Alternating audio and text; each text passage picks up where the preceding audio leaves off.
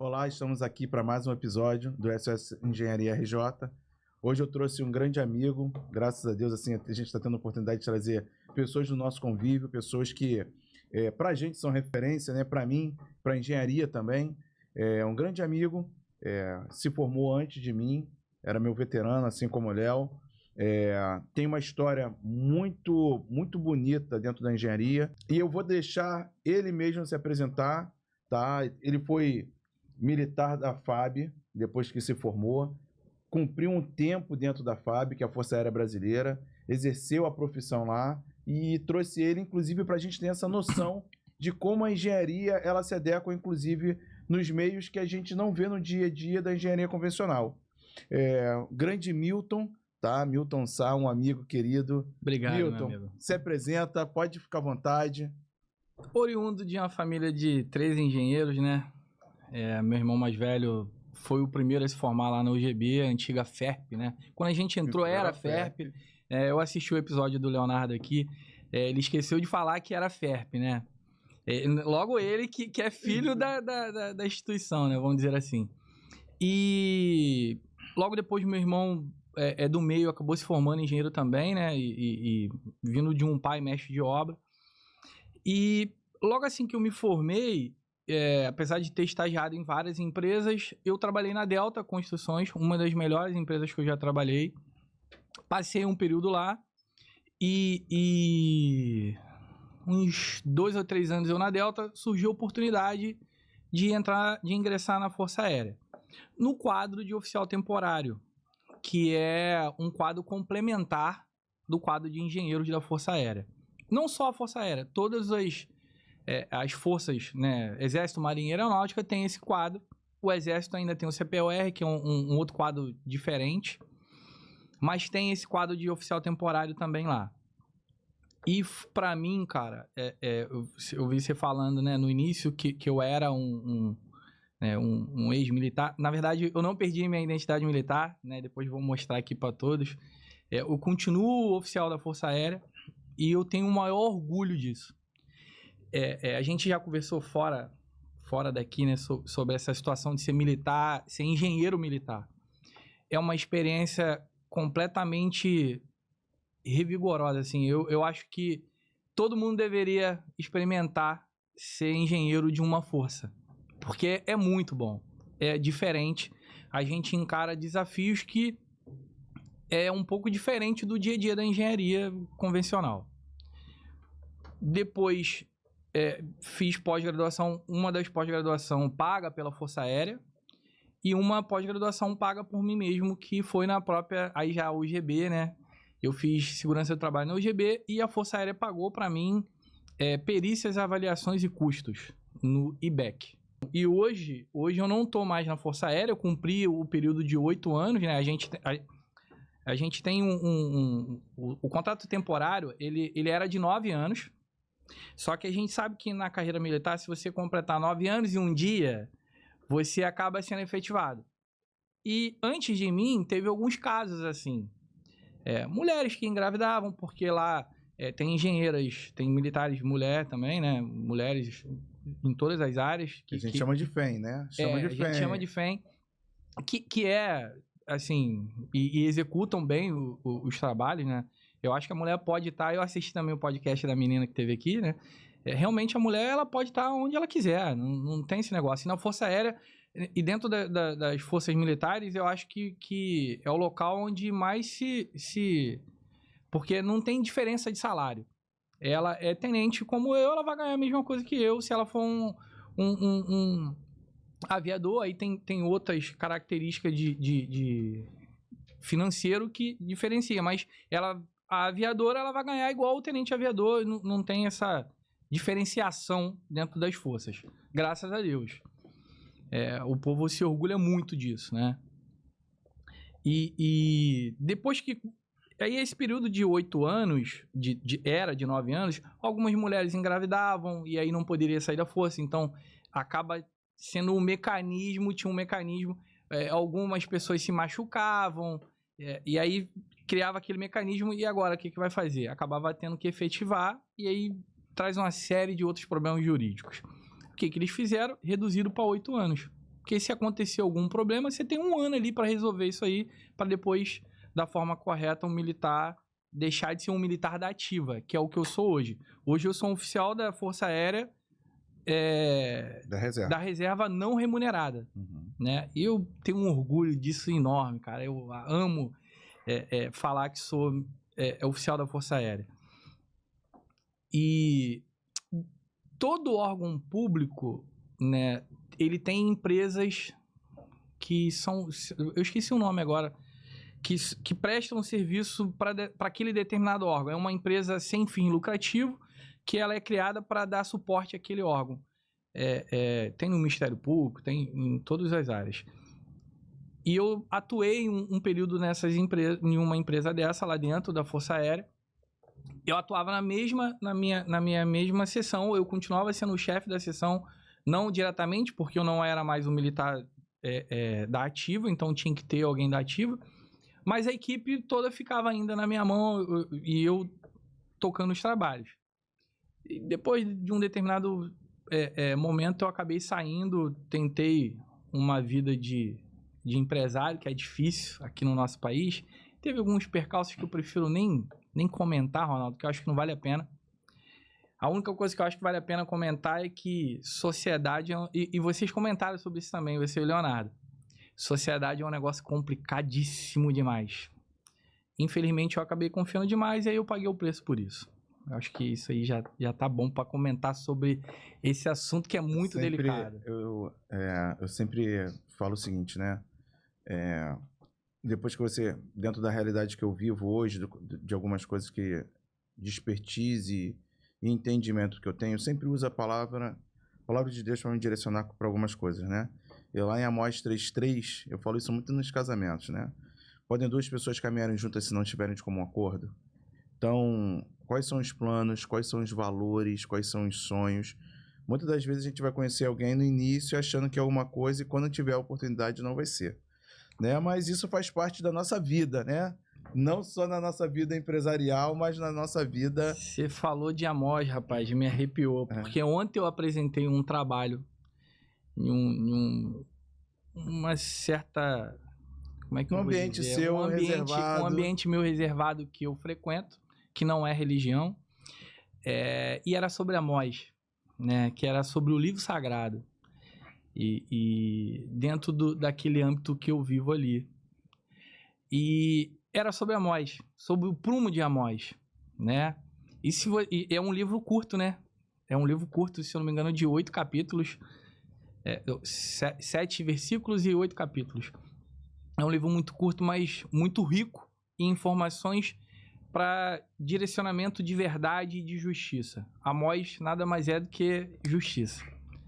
Bom, vamos lá, negão. Fala para mim, dentro da sua realidade, da sua expertise, Milton, até para que todo mundo saiba, como é ser um engenheiro na FAB, tá? A gente sabe hoje, como você falou, você está no Oriente, você é gestor de um trecho da obra. Exatamente. Você tem um gestor acima de você, mas você é gestor de uma equipe, de uma meta, de um planejamento, de uma execução. E, claro, a gente fala que nós somos gestores de diversas coisas, não só de pessoas, mas embasamentos jurídicos, contratos, execução. Muitas vezes a gente até é gestor de clima, né?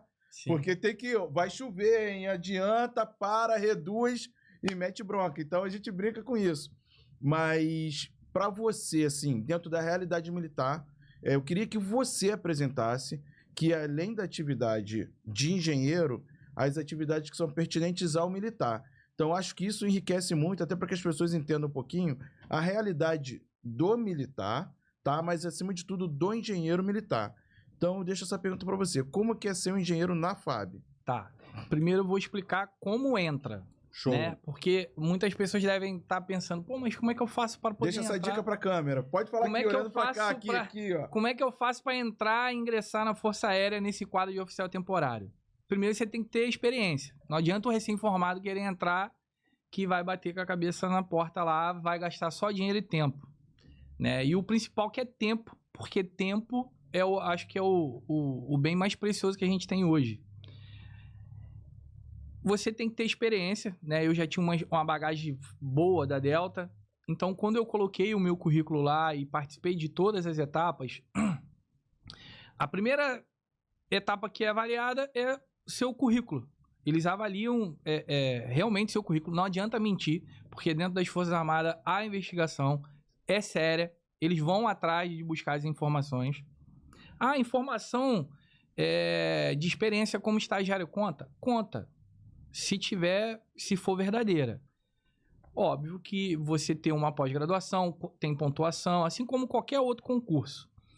E você passa por essa fase, depois tem a fase de exames psicotécnicos, você faz... Eu fiz, acho que uns 5 exames psicotécnicos, eu e minha turma.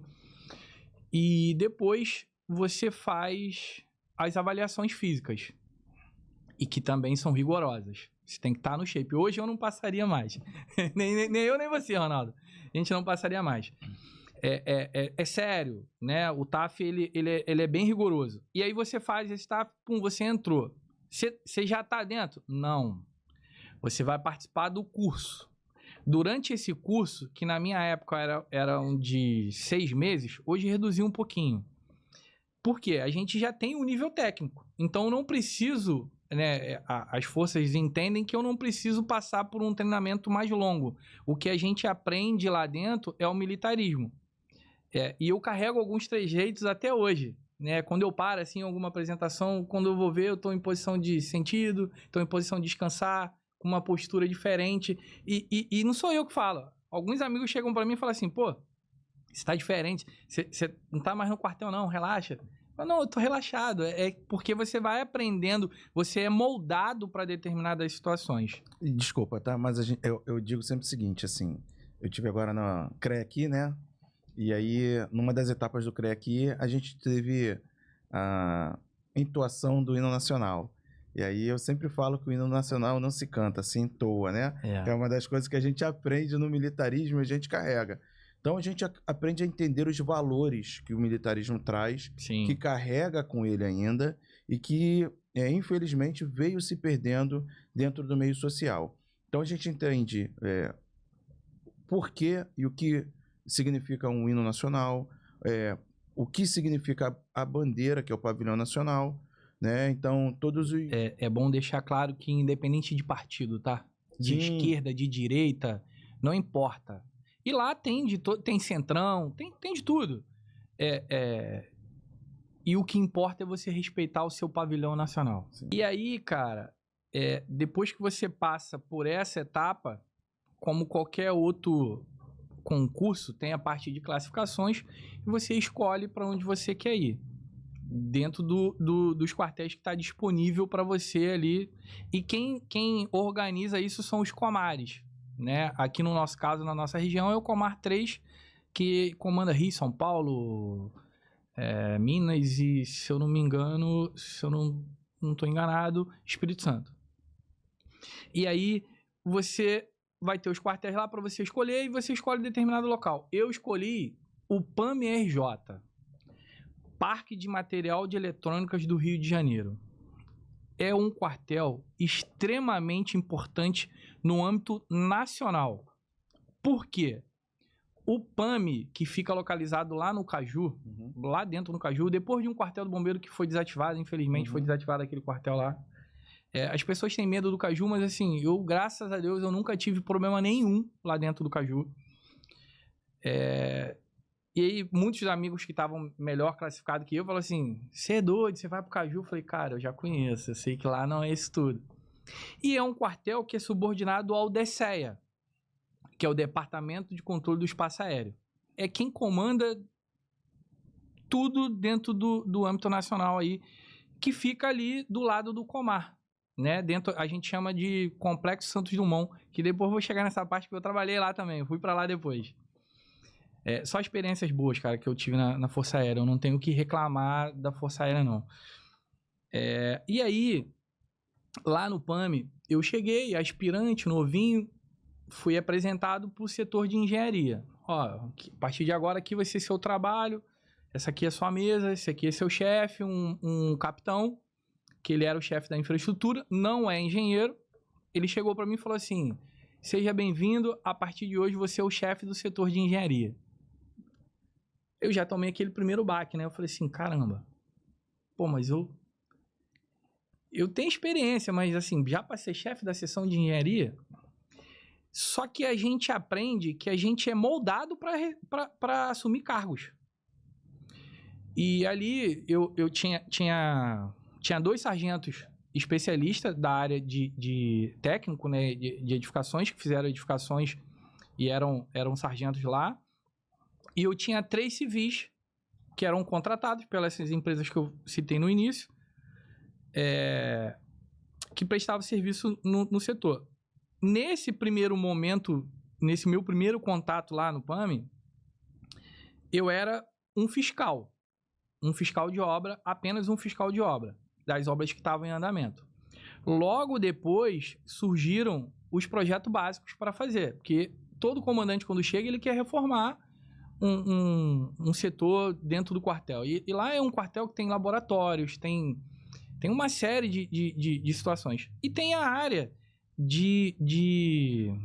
vamos dizer assim, de filantropia, que ajuda, que tem um projeto chamado Projeto Cajuzinho. São crianças que vão... quem estuda de manhã vai no período da tarde, quem estuda da tarde vai no período da manhã. Lá eles aprendem um pouco sobre a vida militar, entra em forma, aprende o que é um xerife. Xerife, para quem não conhece, é o comandante da tropa naquele momento ali, né? Aluno de dia. Do corpo de alunos. E aí tem a parte de recreação, mas tem a parte de reforço escolar, onde alguns sargentos ou alguns oficiais, de forma voluntária, dão aula para essas crianças no período que, sem atrapalhar suas tarefas, suas execuções.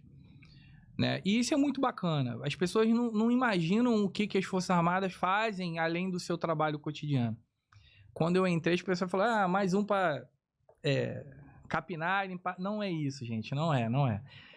Se vocês soubessem como acontecem as coisas, eu vou tentar explicar um pouco. E além dessa área da fiscalização, como o PAMI é um quartel de manutenção dessas áreas dos equipamentos do Odesseia, eu tinha uma equipe que eu precisava fazer uma base de uma antena de radar. Pô, chama a equipe do Milton. Milton, elabora o projeto. Eu, junto com a minha equipe, eu tinha projetista, a gente elaborava o projeto e, coronel, preciso de tais e tais equipamentos e materiais. Vamos providenciar para você, Milton. E nisso eu viajei a alguns estados do Brasil fazendo esse tipo de trabalho. E aí, em um determinado... Antes disso, eu acumulei algumas funções. Né? Como setor de infraestrutura, tem a garagem, está dentro da infraestrutura. Tá? Aí o colega precisou sair de licença. Quem é o mais capacitado para poder assumir alguma coisa que um engenheiro? O engenheiro abraça tudo. E sendo militar, então, a gente mata no peito. O coronel me chamou na sala dele e falou assim, Milton, tô com um problema, fulano tá saindo por um problema particular e eu tô sem um oficial para assumir a garagem. O que você pode fazer para me ajudar? Eu falei assim, coronel, o senhor tá sendo bonzinho, né? O senhor não me chamou aqui para perguntar o que eu posso lhe ajudar. O senhor tá me dando uma ordem. Ele, não, Milton. A verdade é que eu quero que você acumule função comandando a garagem. Porque o capitão, como ele era o chefe da infraestrutura toda, ele não podia acumular essa função de ser chefe dele mesmo, né? Vamos dizer assim, porque todo mês tem prestação de conta com o comandante, onde senta todos os oficiais e vai debatendo os gastos, tudo é controlado dentro das forças. E aí, eu falei, coronel, eu nunca trabalhei com oficina não, com garagem não, mas eu vou abraçar a missão, pode... Eu consigo. Eu sou engenheiro, chefe. Eu nasci para isso. E aí, eu me tornei chefe da garagem naquele período. Fiquei como chefe da garagem uns 6 meses. Era coisa de tampão de um mês, eu acabei ficando 6 meses. Eu acredito que eu fui bem, porque fiquei bastante tempo acumulando a função. E aí, algumas pessoas vão pensar assim, pô, mas você como engenheiro civil, você assumiu um cargo que seria, vamos dizer assim, de um engenheiro mecânico. Então, tá dentro da infraestrutura, tá dentro do âmbito da infraestrutura ali, né, da unidade, e a gente como engenheiro civil, puxar a sardinha pro nosso lado, né, igual o Léo falou, eu prestei bastante atenção, porque o Léo é nossa referência, né, o Léo pra mim foi minha referência. E puxando a sardinha pro nosso lado, a gente tem... É diferente, cara, não tem como explicar, porque a gente tem essa tendência de ser solucionador de problemas. Não que os outros não sejam, não é isso. Mas a gente tem esse viés, acho que tá no nosso sangue isso. E eu consegui, junto com a ajuda, né, porque na garagem, como era um setor muito grande, eu tinha 3 suboficiais para me ajudar, eu tinha vários sargentos, que eram os motoristas das conduções, tinha alguns soldados, e eu, como oficial, eu via uma necessidade muito grande de treinar aqueles meninos. E nos meus briefings, tem a parte do serviço militar que eu estava esquecendo de falar. Sou engenheiro, tenho autonomia como engenheiro, mas eu tenho que tirar os serviços militares. E aí tem as escalas, né? Tem a escala preta e a vermelha. Para simplificar o que é a escala preta e vermelha, vamos no calendário, preto durante a semana, vermelha final de semana. E tem as escalas roxas, que são as escalas especiais. Semana Santa, que tá vindo aí, Natal, Ano Novo, são essas datas mais especiais, são as escalas roxas. E quem tira as escalas roxas? Os mais modernos. Por exemplo, eu e o Ronaldo somos da mesma turma, eu sou mais antigo, o Ronaldo é mais moderno. Veio a escala roxa, quem vai? O Ronaldo. Se vier outra escala roxa e não entrar ninguém mais moderno que o Ronaldo, eu vou assumir porque ele já pagou o serviço da escala roxa dele. Mas, graças a Deus, roxa eu acho que eu só paguei uma. Foi só uma. Mas isso é enriquecedor também, porque nesse curso que a gente faz, você aprende a mexer com o armamento, você aprende a usar o armamento da forma correta e, periodicamente, você vai para o stand de tiro, dentro de um âmbito militar também, treinar e se aperfeiçoar junto do armamento que você trabalha com ele, você fica com ele ali pronto para ser usado a qualquer momento, se for necessário. E aí, nesse período que eu acumulei a garagem,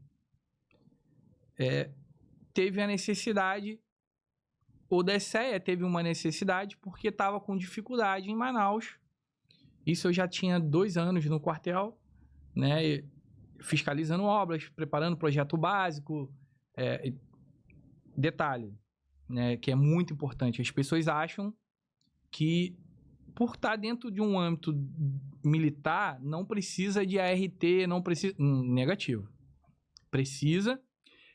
O militar engenheiro, ele tem a necessidade de estar com o CREA dele em dia, porque todos os projetos básicos, eu como chefe do setor de engenharia, eu tenho que emitir RT daqueles projetos básicos. E eu, como fiscal, eu tinha que exigir o ART das empresas que estavam prestando serviço. E aonde eu acho que é uma carência, e eu cobrava isso muito do coronel, porque pelo menos nas minhas obras eu cobrava. Mas, infelizmente, como até aqui fora, a gente não vê essa fiscalização ativa do CREA. Isso é uma das minhas lamentações, Ronaldo, com o CREA, porque eu não vejo uma fiscalização ativa do CREA. Infelizmente, eu não vejo. Dentro do órgão militar, menos ainda, né? E pode ser usada. Ela deve ser usada. Na área, principalmente, eu como engenheiro de segurança, né, eu tenho que defender minha bandeira. Eu cobro, eu sempre cobrei EPI. Se for um trabalho em altura, eu quero uma RT do equipamento que vai executar. Eu cobro tudo. Mas nem todos cobram assim. E existe essa mística que não pode fazer uma fiscalização dentro de um âmbito militar. É mentira. Pode. eu vou contar um episódio de uma outra, de um outro profissional de uma outra área que o órgão foi lá fiscalizar. E não pode impedir de entrar. Óbvio, vai chegar lá, vai conversar com o coronel e vai lá fazer a sua fiscalização. Tem que fazer, não pode chegar batendo o pé na porta que aí não vai entrar, porque aí, né, vai ser usada medidas de forças proporcionais, vamos dizer assim.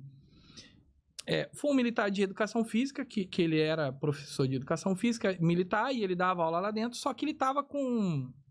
Educação física é CREF. Uhum. Ele tava com o CREF dele vencido. Eu não sei como, chegou no órgão através de alguma denúncia, o órgão foi até lá e notificou. Entrou, chegou na guarda, se identificou. Quem é o responsável? Como eles não entendem esse rito nosso, quem é o responsável pela equipe de serviço? O oficial de dia foi lá, que é o que a gente faz, né, como tenente, que é o oficial de dia, foi lá, abordou o rapaz, ligou pro comandante: chefe, tô com um fiscal assim, do setor tal, eu gostaria de adentrar a nossa unidade para fazer uma fiscalização referente ao serviço dele. O coronel pediu para que levasse ele até o gabinete, recebeu ele, né, da forma adequada e pediu para que o oficial de dia acompanhasse ele nessa fiscalização. E eu sinto falta disso do CREA. Eu nunca vi o CREA fiscalizar nada dentro dos órgãos militares. E eu acho que deveria. Acho não. Eu tenho certeza que tem que ser feito. Não para combater nada disso, é para ajudar até a unidade militar a fiscalizar suas obras. Isso é uma forma de ajudar. Porque, assim, mesmo sendo dentro de uma obra, se for uma obra de construção, vai ter que ter a placa. Aí o fiscal do CREA passa na rua, aí ele vê a placa lá, para ele tá bom. Não tá bom. Não tá bom. Ele tem que entrar lá, ele tem que pedir as documentações necessárias e tem. Né? Porque não existe obra dentro das forças, pelo menos dentro da Força Aérea, eu acredito dentro do Exército e da Marinha também, sem documentações necessárias referente ao CREA. E aí, voltando lá à história que eu tive que ajudar em outro estado, foi uma experiência maravilhosa. O comandante chegou para mim e falou assim: ô Milton, o brigadeiro quer falar contigo. Comandante do DCE, um brigadeiro 4 estrelas, né, que é a força máxima, né, é o cargo maior dentro da Força Aérea, que é um oficial general 4 estrelas. Ele só tá abaixo do Estado-Maior e do comandante da força, né? Mas no mesmo nível de hierarquia, respeitando só que um tá em um cargo político e o outro não. Como comandante geral, o outro não. Ele chegou pra mim e falou assim: Milton, tô com um problema em Manaus. Eu tô sem oficial engenheiro lá e eu tenho algumas obras que estão paradas por falta de fiscalização. Eu preciso... Aí já não é um pedido, né? Eu preciso que você vá e me ajude a fiscalizar e botar essas obras para andarem. São obras necessárias de infraestrutura dentro de vila militar, obra de melhorias dentro das instalações do Sindacta 4. Eu preciso que as coisas andem. Tem coisas do projeto Civan, eu preciso que isso ande, né? Que foi quando começou aquele boom de energia solar aqui no Brasil. Eu falei assim: comandante, tô aqui para isso, né? E fui para Manaus para ficar 3 meses, acabei ficando 6. E foi uma das melhores coisas que eu fiz na minha vida, porque assim, são culturas diferentes, até dentro do âmbito da engenharia. Lá eu conheci uma brita que é tirada de rio, diferente da que a gente trabalha aqui, né? Que é o cisto. A gente vê na faculdade, mas tu não imagina. Aqui no Rio de Janeiro, São Paulo, eu acredito que Centro-Oeste também, a gente não tá acostumado com esse tipo de material. Mas quando eu fui pro norte do país, eu vi, lá não tem pedreira. Então, é esse tipo de material que é usado. E eu fiquei curioso com isso, que eu falei assim: caramba, eu nunca vi. Né? Via em laboratório, mas é diferente. E lá eu tive uma experiência de ter que ir a Tiriós, que a gente apelidava de Tiriloste, porque é a fronteira com Suriname, a gente só chega de aeronave, e como é uma localidade bem distante dentro da Amazônia, ela é cercada por mata realmente, né? Você chega de aeronave lá, é um aeroporto militar, único e exclusivamente para militar. A gente desembarca, tem tribo indígena lá, que falam um português que foi ensinado por um padre alemão. É um negócio muito diferente. Eles falam bem embolado, assim como o padre, né? Que o padre é alemão e ele fala um português bem embolado. E fica uma equipe lá, porque tem uma antena de repetição lá, de auxílio à navegação para as aeronaves de controle do espaço, que são os caças, e para auxílio de navegação civil. E aí, nesse local, você não tem aeronave todo dia, não é aeroporto comum. A aeronave vai de 15 em 15 dias e troca os militares que ficam ali trabalhando. E lá tem uma base do Exército também, porque o Exército faz esse serviço de controle da fronteira. E engraçado, porque assim, tem muitos índios que acabam se alistando na Força Aérea. Né? E quando eu cheguei lá, eu fiquei um pouco assustado, né? Porque eu falei assim, caramba, diferente, né? Pô, olhava, só via mato, cara, só via mato. E aí eu me afastei assim, dentro de um cercado, né? E eu fui andando assim pra direita, tal, para eu conhecer as instalações realmente, e o pessoal já acostumado, porque eles fazem aquilo ali, é rotineiro pra eles, né? Aí eu ouvi um sub que tava na missão comigo gritando, ô tenente, volta. Falei, o que foi ele? É que ontem foi avistada uma onça aí. Eu falei assim, vocês estão brincando? Aqui, pô, olha pro seu lado direito que o senhor vai ver a pegada. Ronaldo, juro, sem brincadeira. Uma marca, velho, desse tamanho. Eu, na mesma hora, fui para as instalações e fiquei lá. Eu falei, não, tenente, depois a gente vai apresentar todo mundo pro senhor, a gente vai levar o senhor lá na aldeia.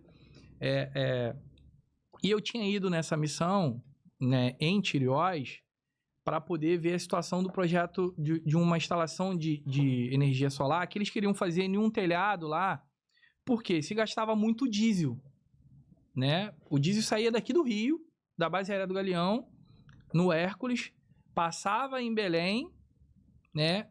E depois ia para Manaus. Manaus, Belém, Tiriós.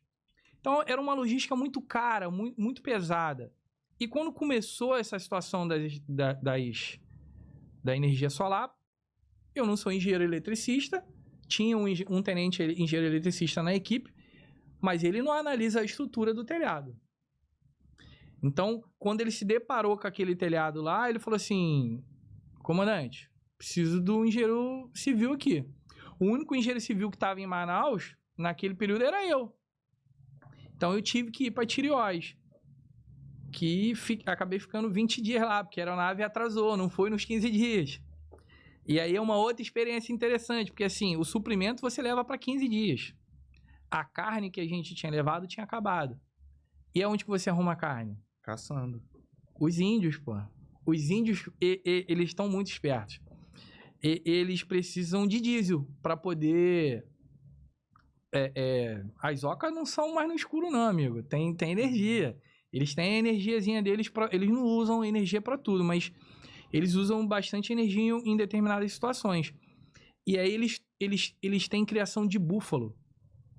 A carne de búfalo é uma delícia, cara. É surreal, é muito bom. E aí o que eles fazem? Eles fazem troca. Eles não vão para a cidade para comprar diesel. Quem leva diesel para lá é a gente.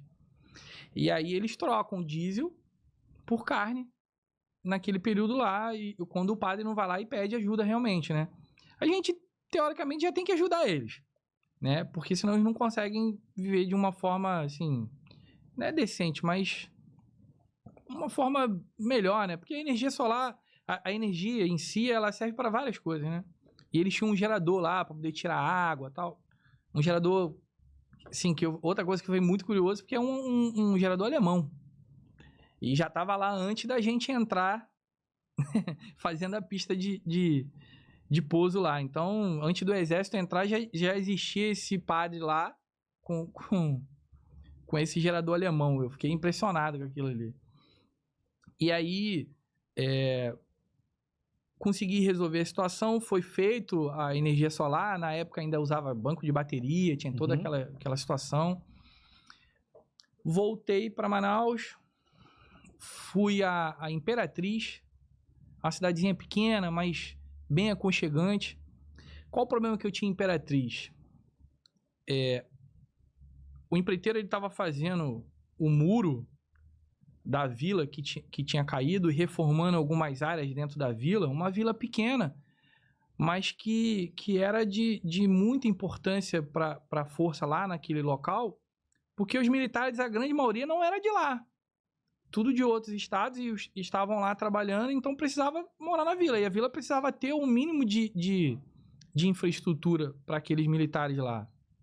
E a obra estava parada por um impasse bobo, né? Tava sem engenheiro, o comandante daquele destacamento não é engenheiro, ele é especialista em uma outra área que eu não me recordo agora, e tava lá puto, porque ele ficava brigando com o empreiteiro o tempo todo, e assim, o empreiteiro falava, não vou fazer por causa disso, e ele não sabia identificar qual era o problema. Quando eu cheguei lá, fiz a reunião com o comandante, com o empreiteiro, ouvi os dois lados, falei, chefe, a partir de agora, eu resolvo. O senhor pode tocar o trabalho do senhor lá, que aqui agora é comigo. E resolvi o problema. A gente chegou lá, a gente chega para resolver o problema. Ouvi o lado dele, algumas coisas eu flexibilizei para ele poder fazer o trabalho, e outras coisas eu apertei ele. Eu falei, jogo de planilha não pode ser feito.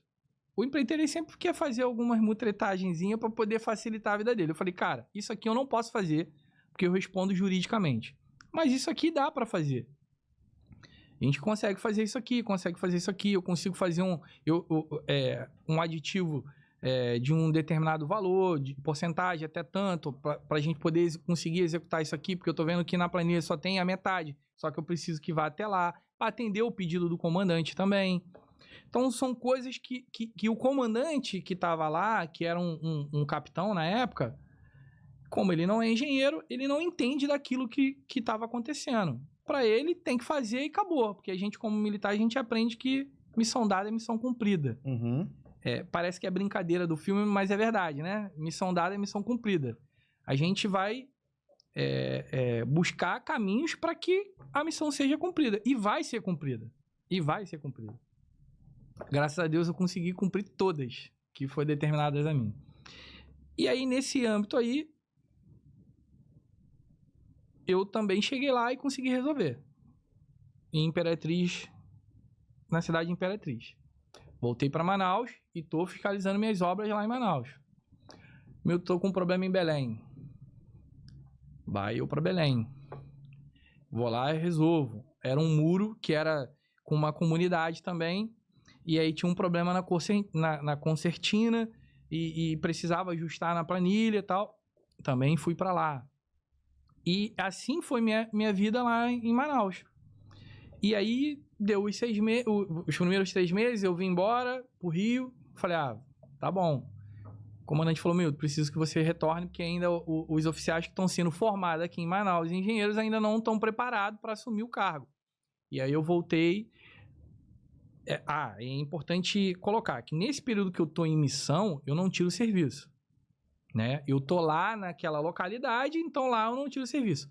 Porém, a minha escala aqui no Rio, ela tá contando. Quando eu voltei, o escalante me chamou, que era um major, falou assim, e aí, Milton, tudo bem? Tudo bem, major, como é que o senhor tá? Que bom que você voltou, né? Eu falei, sim, chefe, tá com saudade? Ele, pô. Então, o pessoal tá me cobrando teus serviços aí, irmão, você precisa tirar. E aí, um serviço que eu tirava uma preta e uma vermelha no mês, eu passei a tirar 2 pretas e 2 vermelhas no mês, né? Para poder ir pagando aqueles serviços que estavam atrasados. E é justo, porque naquele período que eu estava viajando, a escala ficou apertada por meus companheiros que estavam ali dentro da unidade. Na hora a gente não entende muito não, mas assim, depois você para analisar, faz sentido. Porque quando outros colegas meus viajavam e eu estava dentro da unidade, a minha escala apertava por causa deles. Quando eles voltavam, a minha escala voltava a ficar larga. E aí voltei pro Rio de Janeiro, já estava assim bem adaptado no Caju, no quartel, no PAMI, pô, mil maravilhas. Um amigo que era comandante, que foi no meu casamento, você provavelmente conheceu ele lá, que era o Umbelino. Ele era eu fiz muitos amigos, cara, dentro da Força Aérea. Eu nunca tive esse problema de ser amigo do soldado. Eu era amigo do soldado ao oficial general. Graças a Deus, eu convivia bem nesse nicho, né? Dentro dessa área aí. E aí, cara, esse sub-Umbelino, hoje capitão Umbelino, porra, meu parceiro até hoje. Ele fez o curso para oficial, passou. E aí ele estava comandando a seção de segurança e defesa do PAMI. Durante esse processo, ele teve que fazer... O comandante que estava lá foi transferido para o Sul, que era do Sul. Tá dando tempo? Não, pode ficar à vontade. Ele era do Sul e entrou o Umbelino ali como chefe tampão. Só que ele teve que fazer o estágio de adaptação como oficial, que era de 6 meses, na base aérea do Galeão. Nesse período, mais uma vez, o coronel me chama, eu já estava acumulando a garagem. Porque eu voltei de viagem e me deram a garagem de volta. Porque era um engenheiro de telecomunicação que estava comandando a garagem. Não tem a mesma expertise da gente, né? Não tem esse mesmo feeling que o engenheiro civil tem. Então, me deram a garagem de volta. Falei, não, coronel, pô, fulano tá indo bem, pô, deixa ele lá. Não, Milton, pô, ele tá indo bem, mas eu tô com alguns problemas que eu preciso que você resolva na garagem. Problemas de relacionamento. De sargento discutindo com sargento, sub discutindo com sub por questões de escala, eu falei a garagem, mas o posto de abastecimento, que é como se fosse outro setor, ele é atrelado à garagem. Então, se você for contar mesmo, era 2 seções, que dentro de uma. E aí tinha esses probleminhas. E esse colega não estava conseguindo resolver esse tipo de problema. E ia acabar gerando uma prisão para alguém ali, sem sombra de dúvida. E teve uma auditoria, porque o quartel também é auditado internamente e externamente. Em uma das auditorias, foi um caso até engraçado. Um sub era responsável pelo posto. E aí, na auditoria, eu cheguei logo assim no período da auditoria, então o colega ainda estava lá e eu fui assumindo. O auditor me chamou e falou assim, Milton, como é que no posto, dentro do tanque de combustível, tem mais combustível que na nota? Não bate. Aí eu chamei o sub para conversar. Eu falei, sub, o que aconteceu? Não, Milton, vou te explicar. O militar ele vai para missão em São Paulo. Não tem combustível para ir até São Paulo. Ou até chegar em uma base intermediária para ele fazer o reabastecimento. E a gente não trabalha com dinheiro na mão para chegar e abastecer na rua e depois ser reembolsado. Não é igual a empresa aqui fora. Não existe isso. A militar não recebe dinheiro na mão, não. Igual muitas pessoas acham que acontece. E aí, o que aconteceu? A gente anda com bombonas para poder se deslocar tudo da forma adequada e tal. E a bombona voltou com combustível e botaram de volta no tanque. Falei, porra, sub. Desculpa, mas é difícil de engolir isso aí. Mas beleza, o senhor tá dizendo que é isso? Então, pelo amor de Deus, se atente para quando essas bombonas voltarem, a gente armazenar no paiol de produtos inflamáveis de forma adequada para que não aconteça isso. Eu já resolvi ali de uma forma simples uma não conformidade boba. Uma não conformidade boba. E o outro problema era de escala. Porque assim, o motorista que faz as conduções, ele tem que ter a hora de descanso, porque o pessoal pensa assim, militar chega tarde, tem uma vida boa. Não, chega cedo pra caramba no quartel, né? A gente entra em forma às 7 horas da manhã, já com café tomado, você entra em forma, tem ali a formaturazinha inicial e você vai pro teu trabalho. Né? Coisa de 15, 20 minutos ali de formatura e você vai pro teu trabalho, exceto às sextas-feiras, que é uma formatura mais longa, onde você tem apresentação de tropa, você tem o hino nacional para ser cantado, o hino da sua unidade para ser cantado, Palavra do comandante. Palavra do comandante, né? E você vai para sua mesa, para sua estação de trabalho para você resolver os seus problemas. E aí, nesse período aí, cara, eu tive que sentar com o pessoal, porque o motorista, ele chegava, ele vai com a condução, né, levando o pessoal, e ele guarda dentro do bombeiro. Aqui de Nova Iguaçu, eu cansei de deixar a viatura minha dentro do bombeiro ali, né, e até meu carro, às vezes, quando eu não tinha viatura disponível para mim como chefe, mas eu tinha a condução do ônibus. Uhum. Então, eu sabia que o ônibus saía do bombeiro, eu me identificava dentro do bombeiro, o pessoal já me conhecia, eu guardava meu carro lá e pegava. 4h40 da manhã. Uhum. 4h40 da manhã, a condução começa a fazer o translado, a fazer o percurso que é predeterminado com o chefe da garagem, de acordo com os endereços dos militares, e a gente vai recolhendo o pessoal e tem que chegar 6 horas, 6h15 no máximo dentro da unidade, porque o militar ele tem tomar banho, se arrumar, tomar banho, porque quando chega a revista de tropa, se o militar tiver com um odor não muito agradável, é punido. Se ele tiver com o uniforme em desalinho, é punido. E justamente, né? Vamos concordar que é o básico isso. Já com o seu café tomado, em forma, alinhado, bonitinho, tem aquele rito ali, você vai para a tua estação de trabalho. Então, esse militar que ele pega mais cedo, porque ele faz esse transporte, você imagina, se o ônibus sai da rodoviária 5h40, ele já saía do bombeiro pelo menos 4h40, ele saía do bombeiro pelo menos 4h30 da manhã. E que horas que esse militar acordou para estar ali, para pegar aquele ônibus? Tem que fazer ônibus, né? Um ônibus não é um carro de passeio que você liga e vai embora. Então, tem todo esse trâmite. Tem os militares que fazem as missões para São Paulo, para Minas, Espírito Santo, até mesmo para Belém, levando algum produto de radar, alguma situação assim. Então, você tem que ter um diferencial, você tem que tratar ele de formas diferentes. Ele tem que ter área de descanso, e não tinha. Então, eu tive que tratar isso. Eu tinha a faca e o queijo na mão, faltava autorização. Eu tinha uma sala que estava desativada, eu precisava de uma área de descanso, eu era o chefe da infraestrutura também, eu era engenheiro da unidade. Chamei o comandante, falei assim: coronel, o senhor tem um espaço na agenda do senhor que eu preciso mostrar uma situação para o senhor, porque eu preciso da sua ajuda. Sem a sua ajuda eu não vou conseguir resolver. Levei até ele à garagem, ele ia à garagem periodicamente, mas ele não sabia os problemas que a garagem tinha. Então eu mostrei para ele, falei: coronel, a gente está com esse problema aqui, eu preciso reformar essa sala. Milton, eu não tenho recurso agora. Não, chefe, se a gente não fizer essa obra aqui, como eu sou o chefe da engenharia, a gente tem essa obra aqui, tem essa aqui, a gente pode remanejar as prioridades e a gente melhorar a situação dos nossos motoristas, porque se ele não descansar, pode causar acidente. Olha o prejuízo que ia trazer para a força. Um militar baixado, uma pensão vitalícia ali, uma série de problemas que poderia acarretar. Então, consegui resolver esse probleminha também. E aí veio aquele meu amigo, que é hoje o Capitão Belino, que foi pro curso.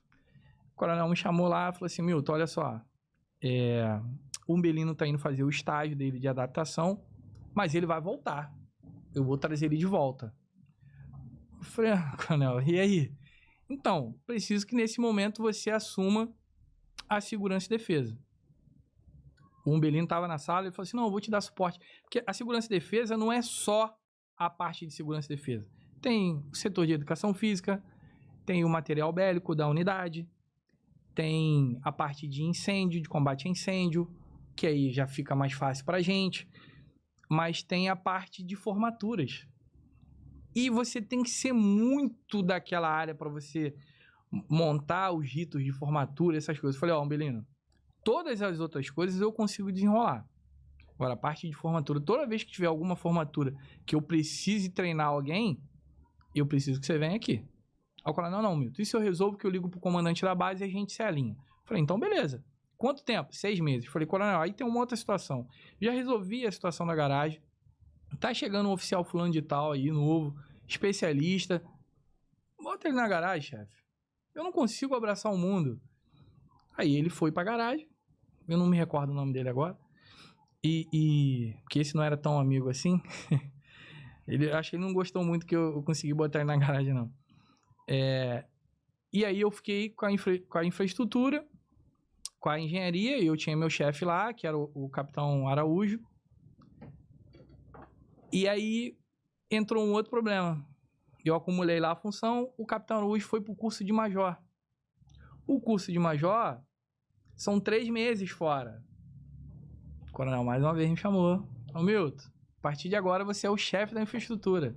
Aí esse amigo que já não gostava muito de mim, que tava na garagem, passou a ser meu subordinado.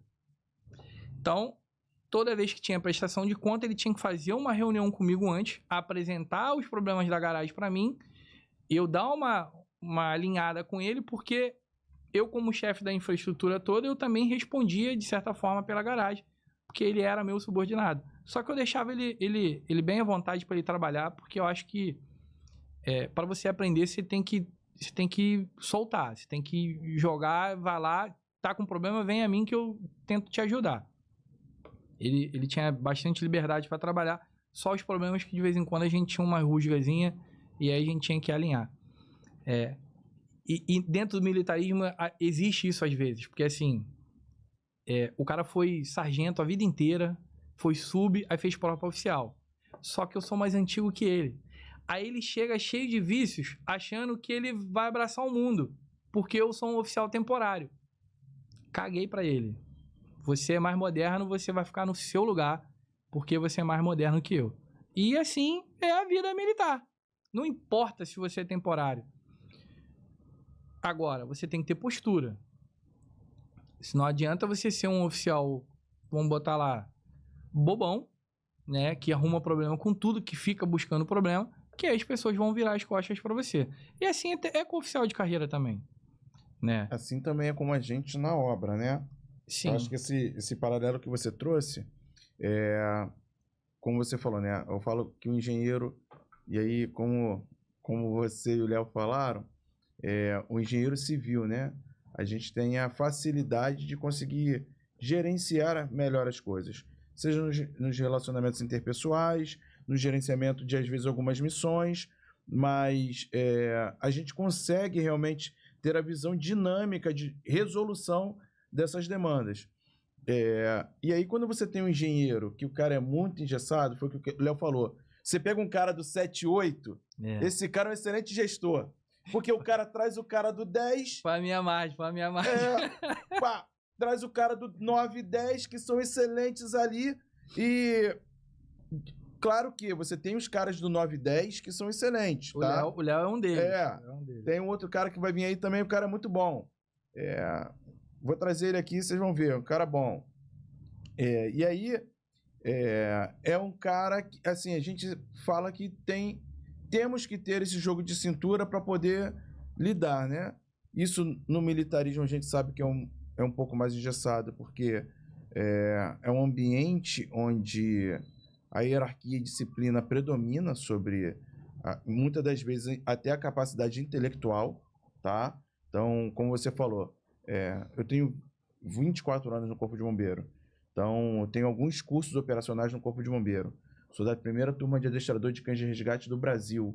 Então, a gente tem uma história, né? Sim. E aí você vê o cara saindo da academia com muita vontade, com muito tesão pela coisa, mas a gente fala, não, vai por aqui. Calma, você tem que ouvir. Vai devagarzinho.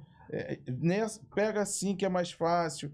E aí, muitas das vezes, o cara tem o ímpeto do seguinte, não, eu sou o tal do aspirante, sou o tal do tenente. Mas calma. Assim como na obra, e o Léo colocou muito bem, a gente, como recém-formado, cola no mestre de obra, irmão.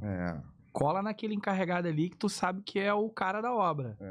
Porque às vezes o mestre mesmo, ele tem vários encarregados bons, e aí ele fica se preocupando com outras situações e deixa um mestre lá, tipo, que cachimbando pra ele, né, um encarregado bom, que é o cachimbo do mestre, né? E aquele cara ali, ele sabe tudo da obra. Cola nele. a minha vida inteira como estaria... Como meu pai é mestre de obra, né, Ronaldo? Né? Hoje, tadinho, aposentado, não... Não, tá bem, para. Milton tá sensacional. Só vejo vocês postando... Ele tá começando a ter uns delayzinhos de Alzheimer, então ele... De vez em quando ele mistura as bolas lá. Mas tá bem, graças a Deus tá vivo e tá seguindo a vida. Aí ele lembra as histórias. Aí agora ele cismou que ele fez estradas comigo. Meu pai nunca fez estrada comigo. Na mente dele na mente dele ele fez. Sonhando com vocês, inclusive, essa história de Tiriós que eu tive lá, meu pai foi o mestre de obra que fez a base, fez o asfalto lá dessa... Porque meu pai ele foi da Comara, que é a Comissão de Aeroportos da Aeronáutica. Né? Meu pai foi comariano, vamos dizer assim, que o pessoal brinca. Meu pai tem muitas histórias, cara. E aí, meu pai sempre ensinou isso pra gente. Quer aprender? Cola no mestre. Não tem jeito, você tem que colar no cara, velho. Aspirante recém-formado, chegou no quartel, cola no subdesenrolado. Não tem o sub, cola no primeiro sargento. É isso aí. A gente fala que, assim, o ambiente de caserna é um ambiente muito bom para se tocar a vida. Você vê que normalmente o cara quando sai, paga uma etapa de pelo menos uns 4 aos 8 anos, você sabe que o cara vai sair desenrolado, com uma dinâmica de vida boa, entendendo melhor as dificuldades, como lidar com essas coisas. Mas vamos lá, mudando um pouquinho e apresentando como é que você que teve essa expertise de rodar alguns estados, como que você vê o relacionamento realmente operacional e da instituição Força Aérea Brasileira, tá? Com o CREA específico? Então, Ronaldo, eu acho não, tenho certeza disso, né? Eu comentei até um pouquinho antes sobre isso. O CREA deveria ser mais presente nas organizações militares. Não é para brigar, não, tá? Não é isso, não. Não é isso que eu tô falando, não.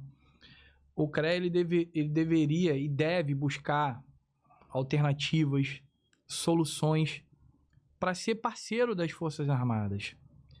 Porque as Forças Armadas no Brasil executam muita engenharia. Não é só civil, não. Engenharia mecânica, engenharia elétrica, telecomunicações, de teleco, né? Dentro do DSE, então, tem muitos oficiais de telecomunicação. Tem um amigo meu que hoje está lá em Curitiba, que era da minha turma e depois passou na prova de carreira. E tá lá em Curitiba. Hoje é capitão até. Tava no meu casamento também. Então, cara, assim, são setores que eu acho que o CREA deveria agir. Deve agir. Para poder ter essa segurança pro profissional que tá atuando lá. Assim, eu sempre fui um oficial, cara, que eu fazia questão de defender a minha tese ali sobre a engenharia. Por exemplo, teve uma situação, depois que eu já tinha voltado de Manaus, eu ainda estava no PAMI, o coronel me chama e fala assim, Milton, eu tô com um problema do radar secundário, nosso radar provisório, que a gente vai parar em Três Marias o radar que tá lá e eu preciso levar o radar provisório para lá. Esse radar provisório é como se ele anda como se fosse em um carvalhão e ele é instalado no local e sobe aquela estrutura de antena provisória e o radar fica lá funcionando enquanto você está fazendo manutenção, enquanto a equipe do OPAMI está fazendo manutenção ou uma empresa de fora contratada, porque dependendo do equipamento é uma equipe, são profissionais de fora do país que vêm fazer, mas o PAMI fiscaliza. Uhum. Nunca é feito sem um acompanhamento militar. Nada. E aí ele me chamou e falou assim, ó, eu vou primeiro fazer em Cuiabá e depois eu vou levar para Três Marias. Falei assim, coronel, e como funciona? Não, lá em Cuiabá eu tô com... Ele me mostrou a foto do equipamento, eu vou colocar uns pranchões e tal, não sei o quê. Eu falei assim, chefe, não vai dar certo. Ele, por que não vai dar certo? E esse coronel, ele era engenheiro aeronáutico e aviador. Então, ele achava que ele sabia pra caramba de engenharia. Eu falei assim, coronel, com todo respeito, o senhor é engenheiro aeronáutico. O senhor entende de aeronave, chefe. de engenharia civil entende eu. Eu entendo de engenharia civil. Ele, tá, então me prova que vai dar merda. Eu falei assim, vou provar pro senhor. Ele ali passa carretas, Milton, de 20 toneladas, 30 toneladas. Esse radar, ele tem, sei lá, não chegava a 10 toneladas. Eu falei assim, coronel, a chance de dar merda é enorme. Vou provar pro senhor. O senhor falou que passa carreta nessa rua de 30 toneladas, 20 toneladas. Tá bom. Isso é uma carga flutuante, chefe. Uhum. Ele provavelmente ele não teve isso na carga horária dele. Eu não sei o que eles estudam, mas com certeza ele não estudou sobre estradas. E nós estudamos estradas. Eu falei, coronel, é uma carga flutuante. Ele, não, mas eu vou botar em cima do asfalto. Eu falei, o asfalto nada mais é do que uma camada impermeabilizante da base que tá ali embaixo. O senhor vai botar esse pranchão lá. Cuiabá é quente pra caramba. Tava em um período de um calor extremo em Cuiabá. A chance de dar merda é enorme. Eu sou o comandante, eu vou fazer. Eu falei, com certeza, chefe. Eu tô aqui para auxiliar o senhor. A chance de dar merda é grande. E esse radar provisório, ele é espanhol. Os espanhóis esteve lá, teve a apresentação desse radar e tal. Ficam em 4 sapatas assim, né? E ele botou o pranchão assim, apoiava 2 sapatas, e o pranchão aqui apoiava 2 sapatas. Colocou. Sol escaldante. O asfalto deformou. O que aconteceu? Aquelas 4 patinhas assim, o radar fez assim, ó. Girou. Perdeu o alcance do sinal. Ah, e danificou a base do radar, né? Agora, te fazendo, dentro do que a gente perguntou, teve algum auxílio ou acompanhamento do CREA ou comunicação nessa situação? Nunca. Mas poderia ser um apoio que poderia ser solicitado se tivesse olha como que seria interessante. Se houvesse um acordo entre a FAB e o CONFIA com os CREAs de cada estado, você poderia solicitar o apoio de um engenheiro específico para cada área, até pagando como se fosse uma carga horária de contratação do profissional. E existe recurso para isso. Então, para que matasse isso. Negão, vamos lá. Queria que você agora, a gente caminhando para o encerramento, queria que você me dissesse um pouco, fizesse um encerramento falando de como foi bom, de como um engenheiro, né, pode vislumbrar essa vida de não só na aeronáutica, mas a gente tem a Marinha, que abre esse quadro. Sim. O Exército, que também temos esse quadro.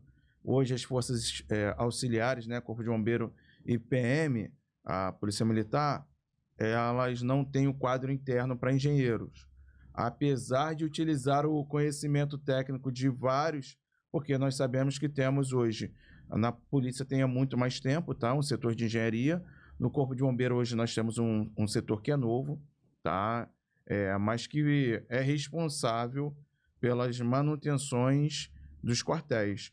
Então, a gente tem hoje aí quartel, vou falar da minha realidade, eu tive a oportunidade de fundar, né, o setor de engenharia do Corpo de Bombeiros. Eu era o único engenheiro calculista da seção. Então, a gente fazia toda a avaliação das unidades, e são unidades, muitas delas com mais de 100 anos, que não passavam por manutenção. Então, eu queria que você deixasse uma mensagem aí para todo mundo que almeja, que vislumbrou a realidade, que conheceu a dinâmica de um pouco, né, da vida militar do engenheiro, olhando para aquela câmera ali, deixa uma mensagem aí para o pessoal. Então, Ronaldo, a carreira militar para o engenheiro, no meu ponto de vista, é muito boa. Muito boa. As unidades, você tem possibilidade de fazer cursos lá dentro, né? Eu fiz diversos cursos pela Força Aérea. Fiz uma pós-graduação paga pela unidade, que me ajuda bastante. Ela te abre um leque de experiências muito boa, que me ajuda até hoje, né, aqui fora. Quando eu fui fazer entrevista para entrar na atual empresa que eu estou agora, me perguntaram o que eu fazia dentro da Força Aérea e eu expliquei. me perguntaram como era a minha dinâmica de trabalho. E você não escolhe trabalho lá dentro da Força Aérea. Os trabalhos vão vir até você e você vai executar, não só na Força Aérea, mas nas outras forças. Então, se existe alguém que queira, que está pensando, vá. Vá, porque é gratificante você estar servindo o teu país com aquilo que você ama, que é a engenharia. Com aquilo que você ama, que é a engenharia. E no meu caso, eu tenho o maior orgulho de ter servido a Força Aérea e sirvo até hoje, né? Porque até hoje eu tenho bastantes amigos que a gente conversa ainda, participo de grupos de WhatsApp até hoje lá dentro com o pessoal, né? A gente está sempre conversando. Tive muitos chefes bons, muitos chefes um pouco mais rigorosos, mas sempre respeitando a minha decisão como engenheiro. E esse coronel mesmo que eu citei por último agora, no início ele não acreditou muito, mas depois ele me deu razão e quando foi para outra localidade ele aceitou tudo aquilo que eu falei, né? É porque dentro do militarismo a gente tem que provar a sua tese. Aqui fora também, mas lá dentro você tem que provar mesmo e defender com unhas e dentes. Então vale muito a pena. Quem tiver interesse, busque. Da Força Aérea você pode ter informações no site do Comar, lá vai ter todas as informações, né? Busca lá, Comar 3, vai lá, vai abrir a página do Comar, você vai viajar naquele mundo da Força Aérea lá, e você vai ver muitas coisas boas lá dentro lá, e vai aprender bastante. Então, eu recomendo ser um engenheiro militar, que é muito bom. Então, gente, a gente teve hoje aqui o Milton, um queridaço, trouxe, e deixei bem à vontade, porque ele trouxe essa realidade da vida do engenheiro dentro do militarismo, para que você, né, eu e a gente possa conhecer um pouco mais da realidade, nesse caso específico, dentro da Força Aérea, para que você também possa vislumbrar se seu sonho um dia foi ser militar, se você teve o sonho, você homem ou mulher, tá? Como ele mesmo disse, de ser militar, não teve oportunidade e hoje se graduou, você tem total hoje acesso dentro do seu limite de idade, dentro de alguma especificidade que é relativa ao edital, mas de ingressar exercendo a engenharia numa instituição que vai te agregar, que vai te moldar para algumas situações, mas que acima de tudo vai te agregar na vida com relação à engenharia. Aqui, nosso podcast é feito de engenheiro para engenheiro, e a engenharia te é apresentada da forma mais clara possível. Muito obrigado pela sua atenção e até o próximo episódio.